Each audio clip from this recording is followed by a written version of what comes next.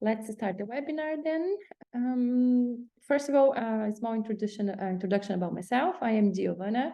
I'm here in Eindhoven. I've been living here for about 12 years, in the Netherlands for about 15. It's been a long time. I'm from Brazil, born and raised over there.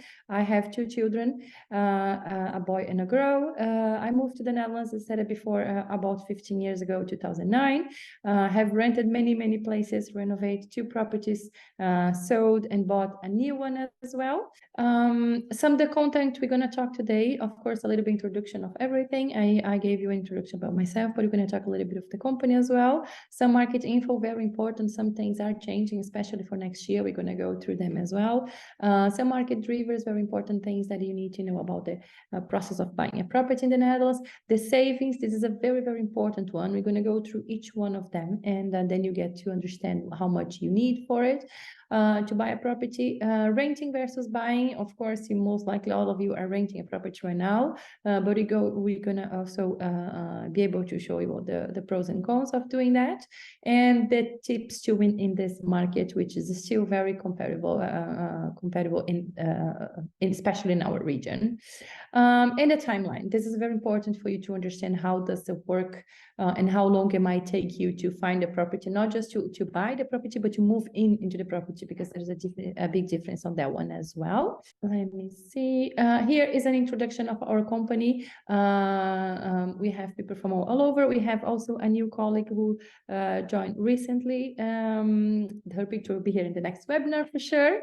So as I said before, I'm Diovana from Brazil. We have Rick and Ludo. They are from the Netherlands, but have lived abroad already. So they also have the expat experience. And we have Matt, he's from Poland and also been in the Netherlands for quite a while. And we're going to have our new colleague, Amy. She's from the United States. She's also going to be here and able to help you out as well. A brief introduction, continue. We are not traditional real estate agents. At the moment, we do not have property to sell. We do have people to buy a property and also rent it out the property. We have been working with expats for a long time because we are expats ourselves, or we have been in the past. We charge a percent of the appraisal value. Please mark the word appraisal value. We're going to go through that one very deeply so you understand what I mean. And at the end of the presentation, we're going to talk a little bit of the package, of course, and then the value so you understand even better. And of course, we do know what it looks like to settle in a new country. We all have done that, which I believe it's a very deeply point on the whole process, because we know what you going through or have been through during the whole moving process. What's our add value? Selling agents do take offers from our company much more seriously. We've been in the market for a long time, about 10 years now, working with expats, buying and renting properties. We can sometimes book viewings when it's no longer possible. That's a very high chance that happens, that you try to book your own viewings and they don't have spots available anymore. And then we, as EHN, we are able to book those for you as well. So you're able to see the property, especially when the price is very compatible. We support by review Dutch legal and property documents. So most of us do speak Dutch. I do speak Dutch, for example, and we can go through all the documents with you and let you know everything that you're signing for, especially. Yeah, we help define the market value. That's another thing that please remember. I'm going to go again very deeply on that matter as well. Market value, that's very important when you send your offer. It's actually one of the most important things, and we're going to talk a lot about this one that a lot of people forget to mention. We will inform you about all the rules and regulations. Today we have some news about the rules and regulations, good news actually. So I'm going to go into that also deeply with you so you understand a little bit more about it. And yeah, of course, we make sure that you do not make the same mistakes some of us did made it in the past. So yeah, let's go through those, and then you can understand a little bit more about it. Some market info, that's where where some news comes and the numbers comes that you can see in our region and also in the whole Netherlands. So this is the average price for the Q2 in the Netherlands, 410,000 euros, which is quite high. Some also for new builds is the building that no one ever registered in, that they are or still building or it's just finished, but nobody ever lived there before. So the prices are quite high, 468,000 euros, and they are going to keep rising because the materials are very high, shortens in people. We're going to go through that as well, so you know how the prices go up. And we also have the average price for the Q1. It was actually 395,000 euros. So you can see that the prices are going up a little bit again. So just for you to have an idea. And then we have specific values for the Eindhoven area. So for our area, the average purchase price is 429,000 euros, quite high. It's a little bit, it's 4.4% less than the same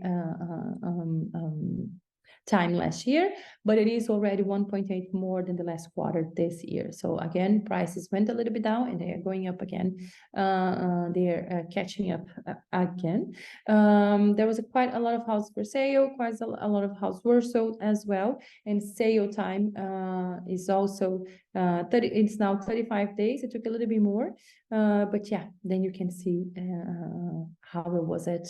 And then you can see the specific price for our region. They are actually a little bit different.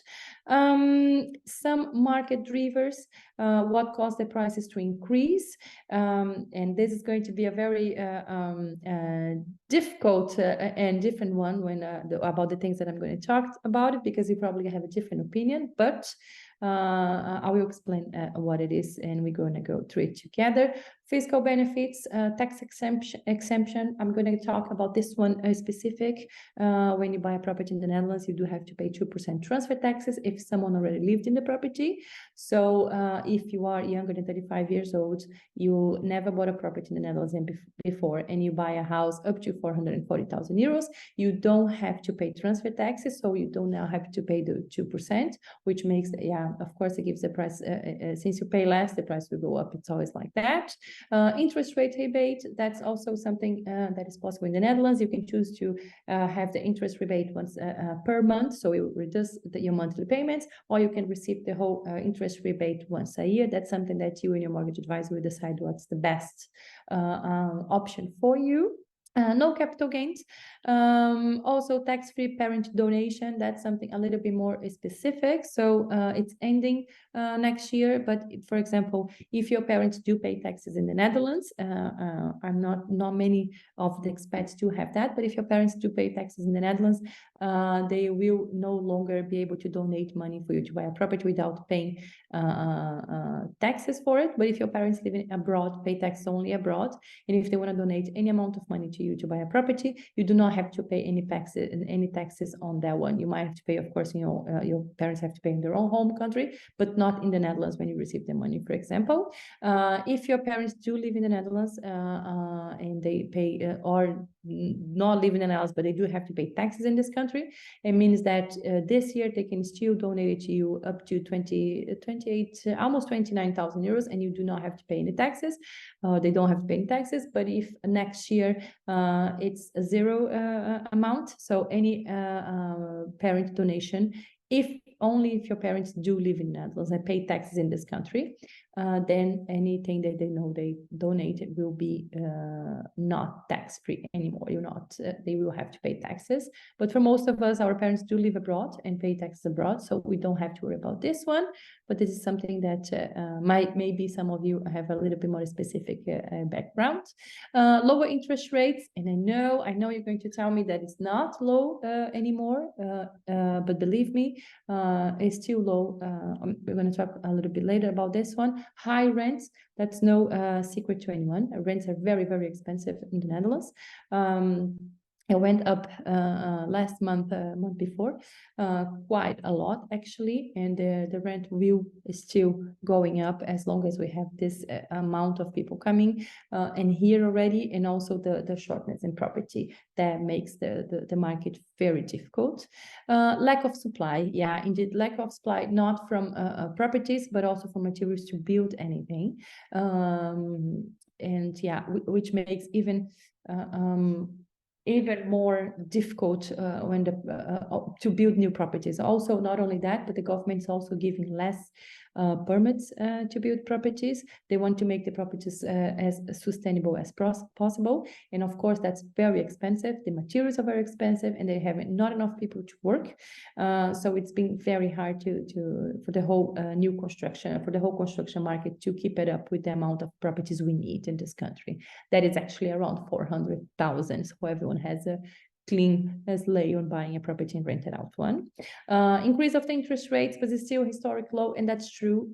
Although it's around 4.55% these days, it's still very low compared to 7, 8, 9, 10 years ago, where they were quite high. The last 2 years, the interest rates were very low indeed, but of course, there was something that was not possible to maintain for a long period. So this is more a stable market right now. 8% more active listings, less overbidding. We see that because the interest rates went a little bit high compared to beginning of last year, people are being more conscious when they are sending offers. So we see the overbidding is less than it was before. But I do have to be honest with you, for the past month, I see that people are getting to a point that they might start overbidding all over again. So it's a bit of a bridge point, like do we cross it? We know, shall we stay or shall we cross it? So it's a bit of yeah, I think there was a period that, for the past few months that it was less overbidding indeed, and then kind of it went on a line that people stay over there, and now I see that sometimes in a few, depends on the property, how much competition is. You see that overbiddings happen again, not as it was before, but a little bit more, I would say. It's still a lack of supply, as I said before, due to the high material costs and not enough people to work as well in the construction. So that means, and also a lack of supply in just the house that are out there, right? People are staying longer in the properties. They're not selling that so fast anymore because there are not other properties that they can buy as well. So that makes the market, yeah, more competitive. Some of the laws that the news, some of the news, wait a second, it's supposed to be another slide here. No, then this one it is. Some of the news that's very important and very good, actually, some of the good ones. First of all, if you're buying a house now in Eindhoven, and if you buy a house with a WOZ value up to 355,000 euros, it means that you're not allowed to rent it out this property for the next 5 years. You have to live in the property by yourself. So again, you're going to receive this. So when it says click here, if you click it, you're going to read everything about it. But let me go just quickly and what that means. It means that first of all, WOZ value is the value given by the municipality to charge you taxes. There's nothing to do with the market value of the property, nothing to do with funda value, nothing to do with how much you pay for the property. It has to do with the municipality and how much they will give this value for this property. It doesn't matter how much you pay, how much is in funda, or how much is on your valuation report when you did your mortgage.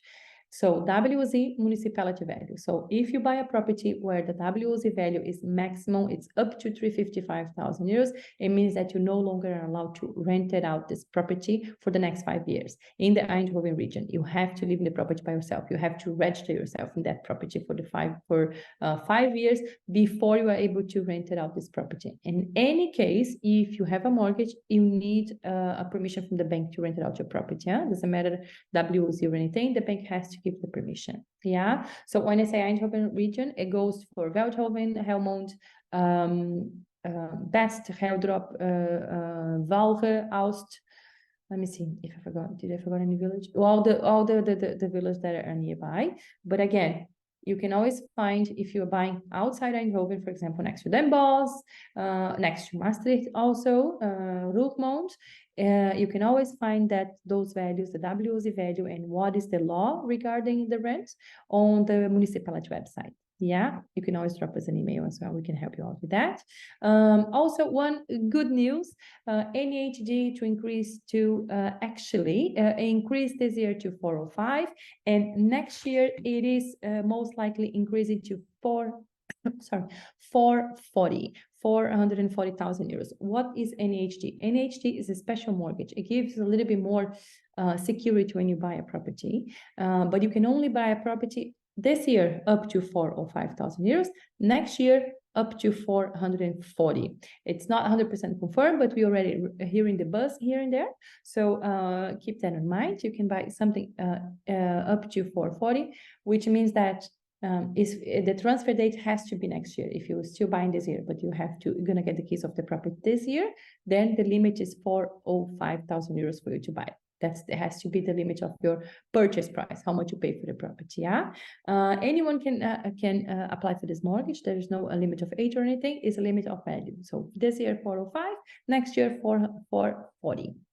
Just for you to remember. So NHD, National Mortgage Guarantee, it gives a little bit more security when you buy a property. It has a little bit lower interest rates as well. You do have to pay 0.6% of the purchase price one-time fee to be able to use that a mortgage. Talk to your mortgage advisor about it. It will be the best one to of course, to show you if it's possible for you or not. But just to give you an example, if the market crashed tomorrow, let's say you paid 405,000 euros for the property, and then tomorrow the market crash and you're no longer able to pay the property anymore. You have to sell it, and then when you're going to sell it, the property went down to 380, for example. So that's why you have NHG. NHG will cover that loss for you. Yeah, that's one example. There's other things that the NHG also do.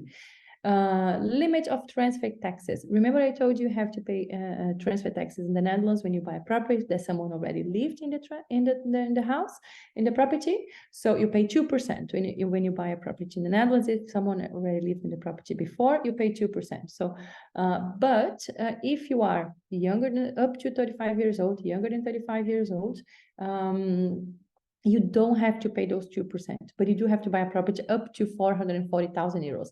But next year, this is for this year, next year, this value is going to go to 510,000 euros, which is really good, actually, much higher, much better. It's still same age, up to 35, but then the value for next year is going to be 510. If you buy it this year, it's still 440,000 euros. The transfer date, if the transfer date is this year, that's how much you're going to pay. But if you buy this year, but the transfer date is only next year, then you only pay you can buy up to 410, which is really good. You do have to be younger than 35. You can never have, you can only use that, let's say that not paying the 2% only once, of course. For example, I already bought 2 properties, so I no longer can use that that benefit anymore. But if you have a partner, let's say you are 35, you're buying with a partner, you are 33 and your partner is 36, for example, you still can use, but then 1%. Yeah, just for you to understand. If you are buying a property to let, if you're buying a property to rent it out, first of all, you have to think about the WOZ value. If it's lower than 355, you're not going to be able to rent it out anyway. But if you buy above that and you want to let the property, it's a mortgage buy to let and not a buy to live in, the transfer taxes, those limits do not apply whatsoever. That you have to pay transfer taxes, and the transfer taxes is 10.4%. It doesn't matter how old you are, and then how much is the property, and you can only finance about 70% of the value, the purchase price. Yeah. Let's move forward. What you need in savings before you start looking for a property. This is very important because in the Netherlands, you can only finance the value that is given by an appraiser. That is going to be an evaluation report of the property, not the process of buying one. So here is a very nice overview. Sorry, I'm looking at the clock. I have to keep up with the clock. So first of all, I will give like a big explanation so you understand if you're doing that by yourself or just for you to have an idea when you look at a property on Funda. Let's calculate it like this. I want to finance 100% of my property. Let's work with 300,000 euros. I want to finance 300,000 euros. How much do I need in cash? So you need about 3 to 5% sorry, of the purchase price. So if you're paying 300,000 euros for this property, you need 3 or 5% in cash to be able to buy this property. So why 3 to 5%?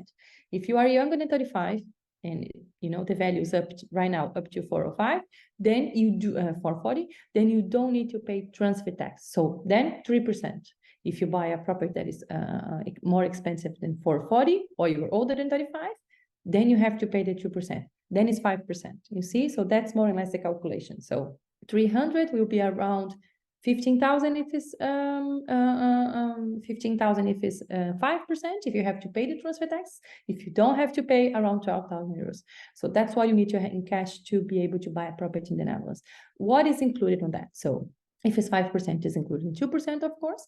The notary is also including that. In Eindhoven, region, the notary costs about 1,550, 1,600, with everything included. The bank or the mortgage advisor, the mortgage broker, I put a lot of different price because we don't know which one you're going to choose. Good thing is they are tax deductible. You can see everything that is tax deductible over there. Again, you will receive this, so you can go through each calculation by yourself. We charge EHN, we charge a percentage of the appraisal value. I will explain what appraisal value is in a few minutes. And the appraiser itself, that is going to make the valuation report, which is mandatory if you have a mortgage in the Netherlands. In Eindhoven is 800, also tax deductible in Eindhoven area. Technical inspector, that's not mandatory. That's why it's not tax deductible. But we always advise you to do, of course. Eindhoven area will cost around 412, something like that, with taxes already. Interpreter, translator, if you do not speak Dutch, it has to be fluent. It cannot be just like I understand very well. It has to be fluent Dutch. You will need a translator. You can choose your own language. That's a tip for you. You can choose your mother language, but if you feel comfortable in English enough to go through documents, most of you, of course, will. It's much cheaper to get an English one. I learned that by myself, but with my first and second property. Bank guarantee, that's also mandatory in the Netherlands. You do have to pay 10%. You have to transfer 10% of the purchase price to the notary 1 week after your mortgage is approved. So remember 300, our fake property, 300,000 euros. So 30,000 euros have to be transferred to the notary. That's the security for the seller, that you're not going to disappear and not buy the property anymore. You do not have to have that money by yourself, 30,000 plus the 3 to 5 I said. You don't. The bank can, you can borrow that amount for a period of time from the bank. There's no interest rates. They charge a fixed fee for that. But it is mandatory. That's something that your mortgage advisor will do it for you as well. You don't have to worry about it. NHG, remember that mortgage, the good one with a little bit less interest rates. I told you about it. You have to pay 0.6% as a fee one time to be able to apply for that mortgage. Yeah. So this is the cost to buy a property in the Netherlands. Remember, 3 to 5%, 5% without with transfer taxes, 3% without transfer taxes. And then how you pay the transfer? Why would you pay the transfer taxes? If you're older than 35, you have to pay, doesn't matter how much the property. But if you buy a property that is up to 440 and you are younger than 35, you do not pay transfer taxes. Next year, the amount, the transfer taxes will go to up to 510. So that's a good news as well. Yeah, let's move forward, because now we're going to talk about the rent versus buying. So this is something that everyone it's going through, right? This is, we put an example around a mortgage of 405,000 euros. Oh, I actually went to the second house for a viewing with a client. Now that I see that, the picture, I remember the kitchen. Interest rate is 4.15 with NHG. You see that's already a little bit lower than 4.5 and 5%. Gross monthly payments 1,969. Net monthly payments with the interest rebate 1,502, and then this is the close fees. Remember the 3 to 5%. We put it all over there. for you to more or less how much you need in this case. 12,000 because you're not paying transfer taxes. This value is lower than 410, 440. So here you can see more or less what you need, 12,000 euros. Break even is about 22 months, which means that that's how you're going to, and you are paying for your own property, of course, right? So this is for you to have an idea how, in my opinion, it's much better to buy a property, than pay the higher rents that we have, especially if you are intending to be in the Netherlands for the next 3 to 5 years at least. Then you can actually make a very good profit on your property. This is after 5 years. Here we use all the payments you have done. If you're renting it out, around 9,000 euros. If you are having a mortgage, around 91,000, and you already have an equity about 37,000 euros, which is very nice actually. That's a very good example. Let's move forward, because this is one of the most important things when you buy your property. It's about the value of the property. So we're going to have three examples, I believe, so you can understand when I say to you about market value and appraisal value, that's the same thing. And when I tell you about asking price, this is Funda value. Asking price is the one that is on Funda, that you saw on the website of the real estate or on Funda. So for this property, for example, 395,000 euros. So here we're going to talk about market value. So it works like this. On Funda, if you're a real estate agent, you can you add a property to sell, of course. You can choose any price you want. Of course, they try to be more and less than what the real value of the property is, but it doesn't mean that it is the correct value of the property, just for you to understand. So that's why if you need a mortgage, you need to have a valuation report done by an appraisal, an official one, to prove to the bank what is the real market value of this property. Why? Because if you put your property to say, if a real estate agent add their property on Funda, they can choose the price that they want, or they can listen to the sellers, for example, and maybe the seller has an idea that the house is worth way more than everyone thinks, and he wants to sell for that price. So they put that price on Funda. It doesn't mean that's the market value of the property. So that's why the bank needs the security of evaluator appraisal. He will do the valuation report. So that's why it's very important to know the correct value of the property when you send an offer. So here is the asking price. Remember, asking price, Funda 395. We have done our price research. You are our clients, or this is, let's say you are a client, we are done the price research, we know what the market value is. So market value for this property is 515. So the price was quite low on Funda, and then here's the market value. So, and here you're going to see how much the property was actually bought. So it was bought for 435,000 euros. Here's where we talk about overbidding.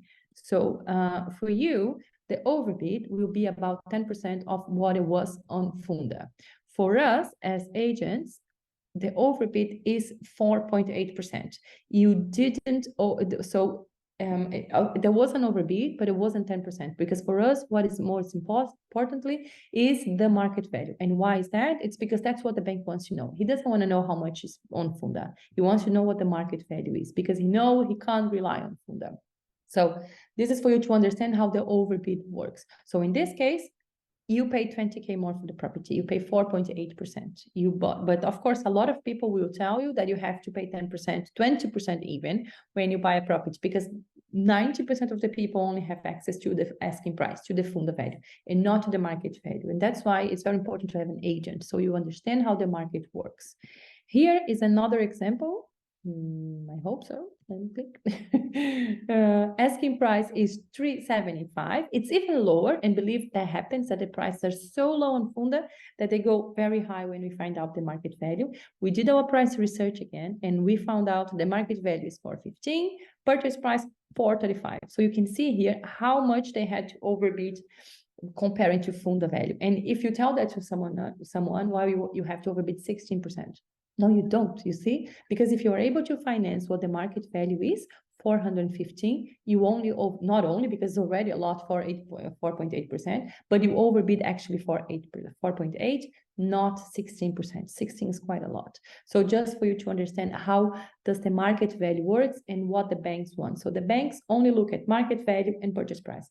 They don't look at Funda value. So of course, in this case, doesn't matter how much you have in budget. Let's say your budget is 600,000 euros, huh?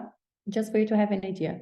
€1 million can be. If the bank says that the report comes with market value of 415, that's how much you're going to finance, not more than that. Doesn't matter how much is your budget. If it's less, of course, you're not going to even finance that. But if it's more, if it's the 1 million budget, as I told you, the bank will finance 415, which means to buy this property, you will have to pay 20K in cash when the time comes. And plus the 3 to 5% of the buying costs, or to be able to do the whole buying process. So this, we have another one. I like this one very much because it happened before. Asking price 450, market value. In this case, it's much lower. And believe it happens all the time that we see. It happens much more, of course, that the asking price funda value is lower and then the market value is high, but the opposite, it doesn't happen like 50-50, it's like 60-40, for example. In this case, market value is actually lower than the asking price, and the house was bought for 450. And then if you know someone that doesn't have no clue about market value, appraisal value or something like that, they will tell that they didn't have to overbid, but they actually did, you see? They overbid 5.5%. They had to, because the bank will only finance market value for 125,000 euros. The other 25, they had to pay in cash. That's overbidding. When you are not able to finance, when you pay more than the market value, that's overbidding. So in this case, they overbid quite a lot. But look at this one. You might know someone that says that they pay less than it was on Funda, and that's great, right? It doesn't mean they paid less, that they didn't, that they got an advantage. What it means is that they didn't overbid. That's it. But in this case, if the market value is 425, and they finance, and they finance 425, which means that they actually paid the correct market value and there was no overbidding, but they didn't pay under market, just for you to understand, because that's what I see very often. People, when I do intakes with people, they always use example with, oh, my friend bought for less. And I'm like, it doesn't mean they bought for less. Do you understand what I mean? Because what I mean, market value is the correct value that you have to have in mind, and not funda value. Funda value is just for you to start your process of buying a house. So that's why an agent is very important. We can do the price research. We can show you. I'm so sorry, I have a bit of a cold. We can show you what is the market value, how much you should bid, and how much is the correct overbidding or not, only if it's necessary, or even if the house is too much in the market. It doesn't mean someone is not, even if the house is too high on Funda, and we tell, look, this property is too high, the value is just 425. It doesn't mean someone is not going to pay 450 or even for more than that. You never know. People do crazy things when they want a house, believe me. But this is for you to understand how market value and how important it is to have the correct value of the property when you send your offer. Yeah, let's look at this now. The winning offer, offer a good price. So that's exactly what I mean by offering a good price. So if you want to, if you need to finance 100% of the value, which means that you have no money to overbid, you only have the 3 to 5% to pay the costs of the process. And then let's say you use this house here, 450. And then, or maybe even the one before, this one, this. For example, you need to finance. You need 100% mortgage. But you offer the 435, and in your offer it says financing of 100%. You're never gonna get this property, even though you have the higher offer. The selling people already know you can only finance 415. They know how much is the market value, so they won't sell the house to you. They might sell the house for less, but those people need less finance. They know that they can finance up to 415. If you need finance 435 completely, it means that you do not have the 20K in cash. It means that you not be able to get a mortgage. Your mortgage will deny it, so they won't sell the property. So that's exactly what it means here when I say offer a good price. Let me go just further quickly so we can back to that one. Here we go. Offer a good price. So that's what it means. You need to understand what the price is, and it's not always the highest price, because it really depends on all the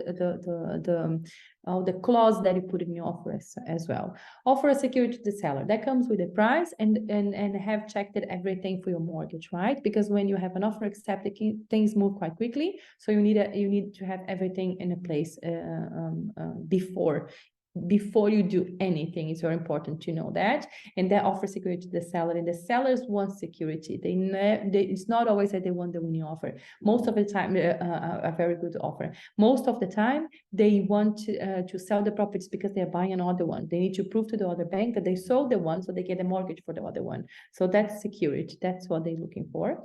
Offer the least amount of hassle. Yeah, when we mean by that, it's more like don't be picky on a lot of things. For example, if you're buying a house that is already, I don't know, my house is 118 years, something like that. It's a very old property. So there's no way I can come here and send an offer for this house and ask them to do this on that on a very old property, because it is an old property. I have to be aware of that.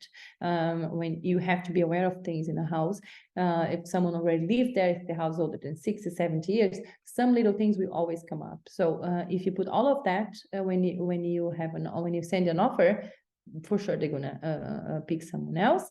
Offer a personal touch. The sellers always want to know if you have checked everything, where you work, those kind of little things, why you like the house so much. A lot of people are very attached to the property. They live in the property for 30, 40 years, and they want to know what the next people will be, what they're going to do with the house. So it always helps with the offer. It won't harm to talk a little bit about yourself and the whole situation. Yeah.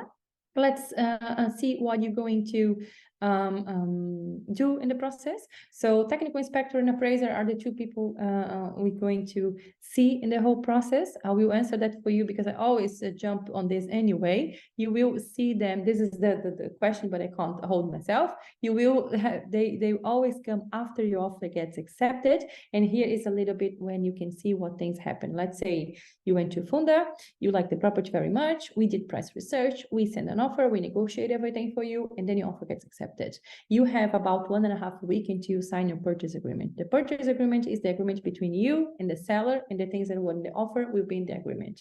Before you sign it, the appraisal will be there, and also the technical inspector. Why is that? To make the technical inspection is to make sure that everything is correct in the property and the structure of the building. He won't test the microwave or something like that, but see if everything is livable and everything is correct, like the seller said it, of course, in the house documents. And then the appraiser will make sure that you get the market value, the correct market value, and make sure that you can finance everything, because you also need to show to the bank the valuation report. He will make an official valuation report for you. Everything. And then in the meantime, you receive the purchase agreement. We're going to go through the purchase agreement with you, make sure that all the clause corrects are there. Once you sign the purchase agreement, you have 3 days we call cool-off period. It means that in those 3 days, you can pull out of the deal without paying a penalty. What's the 3 days cannot be on the weekend or bank holidays or nothing like that. It has to be on working days. So one tip, if you're doing that by yourself, sign your contract on a Thursday or Wednesday, Thursday, and Friday. So if you sign on a Thursday, you have Friday, Monday, and Tuesday until midnight to get out of the deal without paying the penalty. Of course, you're going to pay the technical inspector, the appraiser, because they have done their jobs. You have the reports you need, but you don't have to pay the 10%. Remember the 10% penalty to the seller if you pull out on those 3 days. After that, the only way you can pull out of the deal is if you do not have your financial approved, if your mortgage is not approved. Yeah, just for you to understand. Anything else, they will take the deposit 10% as a penalty. Here you have a little bit timeline of the whole process. So starting the search, Funda or any real estate agent website that you know. You submit your offer is accepted, appraisal with technical inspector. Very important to not sign a purchase agreement before that.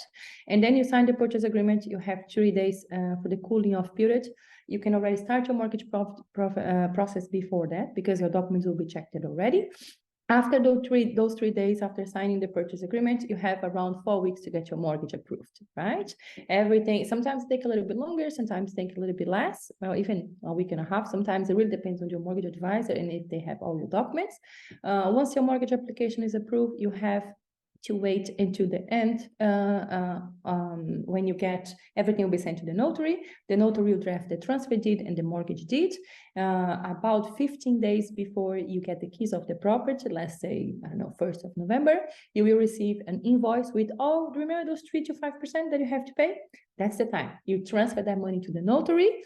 And then on the day of the transfer, let's say 1st of November, before you go into the notary, you go into the property, do a last inspection.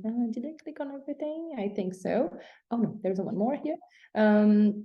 You do a last inspection in the house. If ever the house has to be in the same state as it was when you saw the property, when you send the offer and the offer gets accepted. They can't change anything in the property. They cannot, they can fix it some stuff. For example, I don't know, let's say the microwave, it's not working anymore. They have to fix it, of course, before you move into the property, but they can't change, they can't break a wall or do anything with it. So you do the last inspection, and then after the last inspection, you go to the notary, and there is you're going to have your translator, and you sign the transfer deed and the mortgage deed, and for that day on, the house is yours, is officially yours. You sign everything, and that's when you start to pay your mortgage, actually. So you don't start to pay your mortgage now, you start to pay only when you get the keys of the property. And why I'm saying that, it's because in the Netherlands, when you go to Funda, and you see that a house is available to sell, it doesn't mean that the house is going to be available tomorrow for you to move in. Just the mortgage process takes about 4 to 6 weeks. And then signing the purchase agreement, appraisal, those kind of things, it takes 1.5, 2 weeks. So that's already 6. Mortgage needs, notary needs a bit time to write all the contracts. That will be like more 2 weeks. So that's already at least 8 weeks, right? So which means that when you see a house on Funda, always ask when you go to the viewing, when is the transfer date? When I get the keys of the property? I have a client now, we bought a property 2 weeks ago. They're only going to move in on 1st of May next year because the sellers are building another property. But it also means that the mortgage is approved, everything is done, but it also means that they're only going to start to pay everything, and they have to pay those 3 to 5% in May as well. Well, the 3 to 5% is going to be like mid-April, but the mortgage itself only from the 1st of May. So just for you to have an idea, then you can maybe save even more in that period, right? So just for you, after you go to the notary and get the keys, you can move into the property is yours, and you have around 2 months of end liability. So end of liability. So what does that mean is that big things that were not mentioned in the documents of the property, that were not in the contract, that were not mentioned by the sellers, they are the responsibility to the sellers to fix it. Again, I want to be very clear on this because this is a very gray zone.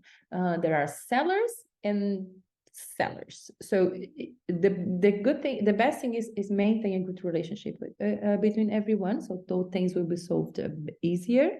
And you also have to understand what you're buying, right? Again, my example, 118, 19 years, that's where my house is. So I can't move in and start to ask the seller to fix his stuff in a house that is so old like this.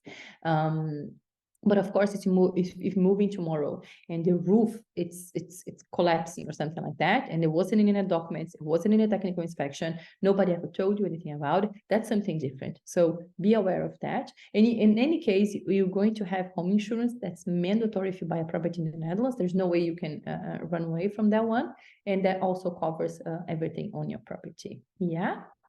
So here is a bit of our package, what we can do to help you. We have three different packages. The last one is if you're interested in buying a new build that is still being built, that it will take a while to be done. That's why it has a fixed price. And the other two packages, we charge the appraisal. Remember, market value valuation report, we charge that. So in that example, for example, it was 395, appraisal is 415, but the client pay 430, we charge you on the 415. It doesn't matter how much you pay, because we charge on the market value, and that's the real value of the property, and that's how you should pay. That's what we believe. If you want more information on those, feel free to book an intake. If you want more information on your own situation as well, please feel free to contact me. It's free. We can talk about it. You can decide it. If you need a mortgage advisor, we can give you very nice names, people, as I said it before, that we work it ourselves with, so we can help you go through that process a little bit more easier with not so much stress as buying a property is not easy. To take the stress a bit away from you. We have done for ourselves. It's quite stressful, actually. So let us know. Any questions, anything you need to know. Yeah.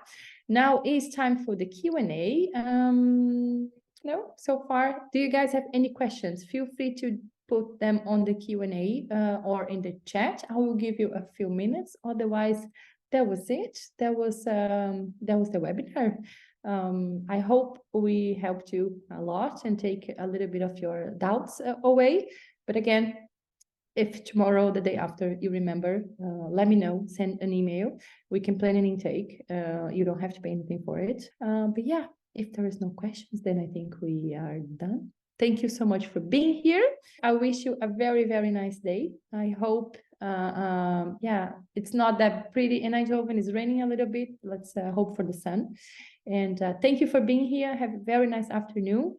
And yeah, that's it. Thank you so much.